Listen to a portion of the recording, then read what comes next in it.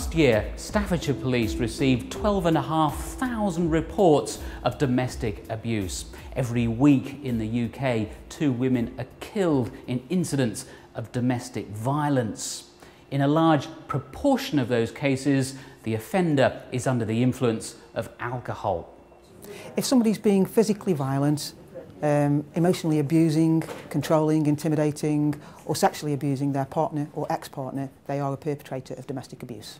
Staffordshire Police has a long-established policy of dealing and taking positive action with offenders of domestic abuse. If somebody is guilty of domestic abuse and we have the evidence, they will be immediately arrested. If they leave the scene, we will track them down, and we would say to people, remember, there is no safe house for offenders to domestic abuse. We're not the only people who take domestic abuse seriously. We work with the local criminal justice partners to bring all offenders to justice, particularly with the Crown Prosecution Service, and we do arrange special courts where magistrates are specifically trained in dealing with cases of this type. In probation, we work closely with the police, the courts and with other agencies. If somebody appears before the court and is convicted of domestic abuse, we prepare a report to help the court to sentence them. This report is an assessment of the perpetrator themselves and the risk of harm posed by him to his partner and children. This is also an assessment of the perpetrator's responsibility that he may take for the offence. Based on this assessment, the court can impose a custodial sentence or a community sentence. The court may also impose restrictions upon that person which prevent them returning to their home or having contact with their partner. Social services may take the view that any contact with children has to be monitored. If an offender is sentenced to probation supervision, we will monitor them closely and we'll work with them to help them to change their behaviour. If we assess them as posing a high risk of harm, they may be involved in an intensive group work programme where we will also work with their partner and children to ensure they are safe. If they fail to keep to the conditions of this order, they can be returned to court and they could be sent to prison.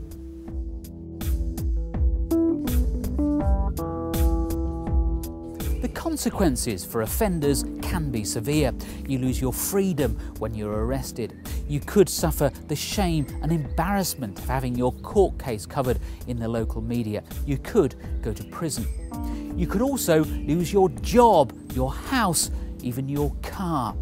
30-year-old James was a successful lawyer and a father of 2 when he started abusing his wife. His words are spoken by an actor. After we had our second child, things changed in my marriage. I felt angry that Joe just didn't seem to be that interested in me anymore. The arguments started over little things and then escalated. I often lost my temper with Joe. In December, we went out for a meal and I drank more than usual. When we got home, the arguments started again. I remember that I pushed Joe and she retaliated by pushing me back. I then punched her to the face and she fell to the floor.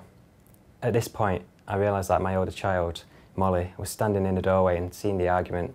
Joe called the police and I was arrested and held at the station overnight. I was charged with assault on Joe and released on bail the next day with conditions stopping me contacting her. Social services were involved and completed a risk assessment. I'm now having 2 hours of supervised contact with my children each week.